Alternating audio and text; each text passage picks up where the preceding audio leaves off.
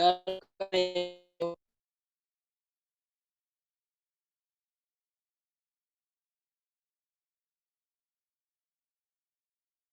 Sir आवाज नहीं आ रही सर।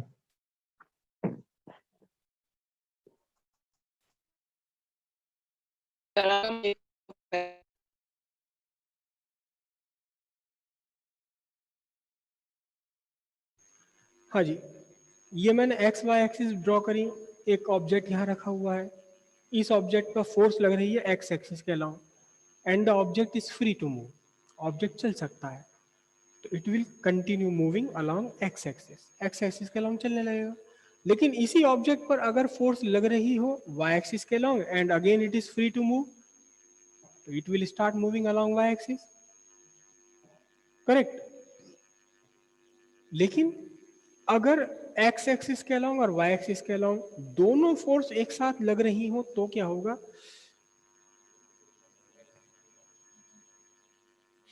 अगर इस ऑब्जेक्ट पर एक फोर्स लग रही है एक्स एक्सिस के अलोंग और दूसरी फोर्स लग रही है कहाँ? वाई एक्सिस के अलोंग। मैं इसको एफ एक्स लिखता हूँ, इसको एफ वाई लिखता हूँ। तो इसे क्या, इसे तो दोनों की बात माननी पड़ेगी ना। फिर इसका मोशन जो है वो रिजल्टेंट के अलोंग होगा यहाँ इस डायरेक्शन में। अब डिपेंड करता है कि किस डायरेक्शन में होगा, कि एफ एक्स कितनी एफ वाई कितनी। अगर एफ वाई ज्यादा स्ट्रॉन्गर है तो वाई के अलोंग ज्यादा उठेगा, या एक्स के अलोंग आगे कम बढ़ेगा। और अगर एफ एक्स लार्जर है एफ वाई से तो एक्स एक्सिस के अलोंग ज्यादा चलेगा। फिर इसकी कंडीशन क्या बनेगी? फिर यहाँ आएगा एक्स एक्सिस के अलोंग ज्यादा चलेगा और वाई एक्सिस के अलोंग कम चलेगा। लेकिन इसको दोनों का ही सम्मान रखना पड़ेगा। बस सिंपल सी बात है। ये क्या है? ये रिजल्टेंट जो हम निकालते हैं ये क्या है? ये सुपर पोजिशन है। ये फोर्सेस का सुपर पोजिशन है एक ही बॉडी के ऊपर। एक ही बॉडी पर दो फोर्सेस का सुपर पोजिशन हो गया। तो फिर बॉडी का मोशन कहाँ होगा? बॉडी का मोशन होगा रिजल्टेंट की डायरेक्शन में। यही तो रिजल्टेंट का मीनिंग है कि रिजल्टेंट अकेला एक रिजल्टेंट ये वैसे ही काम कर रहा है जैसा कि एफ एक्स और एफ वाई दोनों मिलकर एक साथ काम कर रहे हैं। ये सिंपलेस्ट वे है सुपरपोजिशन को समझने के लिए। अब सुपरपोजिशन वेव में क्या है? वेव में सुपरपोजिशन का मतलब क्या है? बहुत ध्यान से समझना। हालांकि अभी 2-4 दिन पहले मैं सारा का सारा 12th क्लास को ये समझा चुका हूँ। और मैं देखो दो वेव बना रहा हूँ, एक ही मीडियम के अंदर दो वेव ड्रॉ कर रहा हूं मैं। ये मेरा मीडियम है और ये मीडियम के पार्टिकल्स की पोजीशन है, जबकि इस मीडियम में कोई भी वेव नहीं चल रही। ये मीडियम के पार्टिकल की नॉर्मल पोजीशन है। इस मीडियम में एक वेव चलने लगी, इस मीडियम में एक वेव चलने लगी। ये वेव चलने का मतलब मीडियम के जो पार्टिकल हैं वो अपनी नॉर्मल पोजीशन से अलग चले गए हैं। वेव चलने का मतलब क्या है? वेव चलने का मतलब ये वाला पार्टिकल यहाँ पहुंच चुका है, ये पार्टिकल यहाँ पहुंच चुका है, ये वाला पार्टिकल यहाँ पहुंच चुका है, ये पार्टिकल यहाँ पहुंच चुका है, ये पार्टिकल यहाँ पहुंच चुका है। वेव प्रोपेगेशन का मतलब पार्टिकल्स सिंपल हार्मोनिक मोशन कर रहे हैं। इसी मीडियम के अंदर मैं एक और वेव बना रहा हूँ। ध्यान दीजिए कि जरूरी नहीं हमारे मीडियम में एक ही वेव चल रही हो, एक ही वेव चल रही हो ऐसा जरूरी नहीं है। रीजन क्या है? देखो आप तक मेरी आवाज दो भी क्या बल्कि तीन तरीके से पहुंच रही है। अगर एक कॉलम ये रखा हुआ है स्पीकर कॉलम, एक स्पीकर कॉलम ये रखा हुआ है और इनके पीछे यहाँ मैं खड़ा हुआ हूँ, नहीं इनकी साइड में यहाँ खड़ा हुआ हूँ। और आप में से जो बच्चा यहाँ बैठा हुआ है, एक साउंड ये पहुंच रही, एक साउंड ये पहुंच रही, एक साउंड शायद मेरी भी पहुंच रही होगी सीधी आवाज। तो इसका मतलब क्या हुआ? इस हॉल में कम से कम तीन वेव तो चली रही है इस टाइम। जब आप सब शांत बैठे हुए तब भी कम से कम तीन वेव तो चली रही है। एक इस वाले स्पीकर से, एक इससे, और एक मेरे सीधे मेरे गले से चल रही है। तो एक ही मीडियम के अंदर एक साथ कई सारी वेव चल सकती हैं। अब ध्यान से देखना, इस स्पीकर से कैसे चल रही है वेव? ये चल रही है। इस स्पीकर से किसी और डायरेक्शन में, और इस वाले मेरे सीधे गले से किसी और डायरेक्शन में चल रही है। सबके डायरेक्शन ऑफ प्रोपेगेशन डिफरेंट है। मैं यहाँ इस मीडियम में दो वेव बना रहा हूँ। एक वेव मैंने ये बना ली जो रेड कलर से आपको सामने रिप्रेजेंटेड है, एक वेव और बना लेता हूँ मैं, और एक वेव मैं बना रहा हूँ थोड़ी सी डिफरेंट बना रहा हूँ, इसकी वेवलेंथ वगैरह डिफरेंट रखूंगा, कोशिश करूंगा।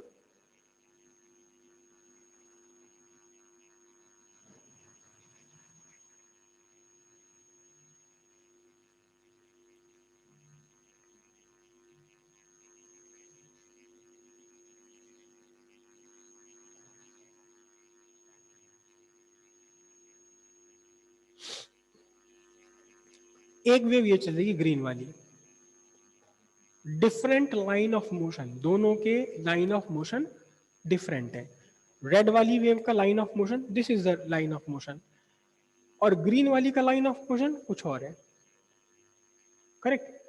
अब देखना जरा ध्यान से, जहां ये दोनों वेव्स एक दूसरे को इंटरसेप्ट कर रही हैं, एक दूसरे को काट रही हैं, एक दूसरे को काट रही हैं, यहां देखना, बहुत ध्यान से समझना, बहुत ध्यान से देखना, ये जो पार्टिकल है मीडियम का, ये फंस गया दोनों वेव्स में, फंसा हुआ है, जहां दोनों वेव एक दूसरे को इंटरसेप्ट कर रही हैं। रेड वाली वेव कह रही है चल मेरे साथ, this is the displacement given by red wave, मैं इसको लिख रहा हूं y1। लेकिन ग्रीन वाली वेव कह रही चल मेरे साथ, this is the displacement given by green wave, मैं इसे लिख रहा हूं y2। ध्यान से देखो आप, ये जो पार्टिकल है, ये वाला पार्टिकल, ये ग्रीन वेव पर भी आ रहा है देखो, और ये वाला पार्टिकल रेड वाली वेव पर भी आ रहा है, तो दोनों ही वेव से अपने अपने डिस्प्लेसमेंट दे रही हैं। एक ही पार्टिकल है, लेकिन इस पार्टिकल को दो अलग अलग डिस्प्लेसमेंट्स मिल रहे हैं। कहाँ मिल रहे हैं? एक तो डिस्प्लेसमेंट मिल रहा है इसको y1 वेक्टर, और दूसरा डिस्प्लेसमेंट इसे मिल रहा है कहाँ? y2 वेक्टर, किसी और डायरेक्शन में। तो अब इस बेचारे का क्या हाल होगा? इसका हाल क्या होगा? इसका हाल ये होगा, ये कहेगा दोनों से चल भाई चल, मैं दोनों की बात मानता हूं, और दोनों का रिजल्टेंट डिस्प्लेसमेंट हो जाएगा y vector is equal to y1 vector plus y2 vector. Parallelogram law से मैंने निकाल लिया हो, है ना? बस ये जो लिखा हुआ है, this is the principle of superposition. क्या? The resultant displacement of a particle is equal to the vector sum of displacements given individually by the two or more waves। अभी तो हमने यहाँ सिर्फ दो वेव ली हैं, तीसरी वेव और ले लूंगा तो क्या बन जाएगा? y3 वेक्टर और ऐड हो जाएगा। तो resultant displacement is equal to the vector sum. किसका वेक्टर सम? Of displacement. कौन कौन से displacement? Given individually by the two waves. दोनों वेव्स ने जो इंडिविजुअली डिस्प्लेसमेंट दी है, उन दोनों डिस्प्लेसमेंट के वेक्टर सम के इक्वल हो जाएगा क्या? Resultant displacement. ये सिंपली कहा जाता है principal of superposition of two waves. सवाल यह है कि पार्टिकल जाएगा किस वेव में? अभी थोड़े दिन पहले की बात है, गर्मी शर्मी सी पड़ रही थी कुछ, तो गर्मी शर्मी सी पड़ रही थी, तकड़ी वाली गर्मी पड़ रही थी। जैसे अब तकड़ी वाली ठंड पड़ रही है, ऐसी तकड़ी वाली गर्मी पड़ रही थी। मई का महीना था, है ना? मई का महीना था और रमजान का महीना था, कोरोना वोरोना भी चल रहा था। मैंने कहा भाई आज तो बड़ी तकड़ी गर्मी है, कुछ करो भाई आज। कहने लगे शिकंजी बना लो। वाइफ ने क्या कहा, हम बना लो तुरंत। उसने क्या करी, इसके अंदर थोड़ी सी चीनी डाली पानी में, फिर थोड़ा सा नींबू डाल दिया, थोड़ा सा नमक डाल दिया। मसाला मत डालना भाई, मसाला मुझे बिल्कुल पसंद नहीं है, मिर्ची विर्ची एकदम। अब जब मैंने इसे पिया तो मैं कंफ्यूज हो गया कि चीनी का टेस्ट लूं या नींबू का टेस्ट लूं या नमक का टेस्ट लूं। मैं तो कंफ्यूज हो गया। मैंने कहा तुमने क्या कर दिया, ये तीनों चीज एक साथ मिलाई थी, मैंने कंफ्यूज करके रख दिया। मैं चीनी का टेस्ट लूं, नमक का टेस्ट लूं या नींबू का टेस्ट लूं? हाँ यस। उन्होंने कहा पागल हो रहे हो, क्या हो गया तुम्हें आज? ये चीनी वीनी दिखाई दे रही है, शिकंजी है। अच्छा ओहो शिकंजी है, ठीक है, अब ठीक है। तो एक्चुअली ना चीनी का टेस्ट था ना इंडिविजुअली, ना नमक का टेस्ट था इंडिविजुअली, ना नींबू का टेस्ट था इंडिविजुअली, अब वो शिकंजी का टेस्ट था।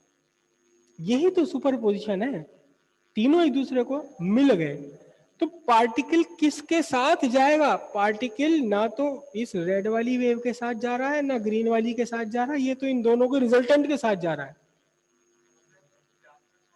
जाता कहां है?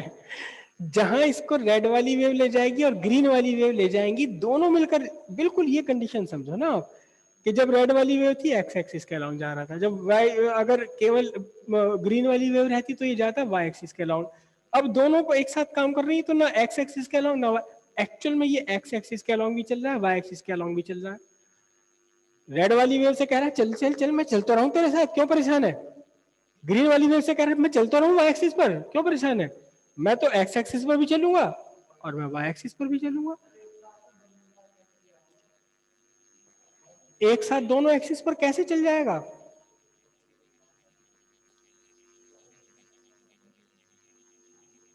क्यों नहीं चल सकता। ये मेरी एक्स एक्सिस है और ये मेरी वाई एक्सिस है। अब मैं, ये कैप है, ये मैं यूं चला रहा हूं तो ये एक्स एक्सिस के अलोंग आगे बढ़ रहा है नहीं बढ़ रहा। एक्स भाई यहां से एक्स एक्सिस के अलोंग आगे बढ़ा और यहां से यहां तक आने में वाई एक्सिस के अलोंग चला है नहीं चला है, तो दोनों एक्सिस के अलोंग चल रहा है ना ये। और अगर मैं ये तीसरी एक्सिस यहां बना लूं, तीसरी एक्सिस यहां बना लूं और ऐसे ऐसे चलाने लगूं, तो एक्स एक्सिस पर आगे बढ़ रहा है, वाई एक्सिस पर आगे बढ़ रहा है और जेड एक्सिस के साथ साथ ये ऊपर भी उठ रहा है, तीनों एक्सिस पर चल रहा है। चलेगा एक लाइन में, लेकिन वो लाइन एक्स एक्सिस के अलोंग भी है, वाई एक्सिस के अलोंग भी डिस्प्लेसमेंट दे रही है और जेड एक्सिस के अलोंग भी डिस्प्लेसमेंट दे रही है, तो तीनों एक्सिस पर चल सकते हो आप। थ्री डायमेंशन, इसी को तो कहते हैं 3D। तीन डायमेंशन में आप एक साथ चल सकते हैं। कोई भी पार्टिकल इस यूनिवर्स में, जहां तक अब तक हम समझ पाए हैं, कोई भी पार्टिकल तीन से ज्यादा डायमेंशन में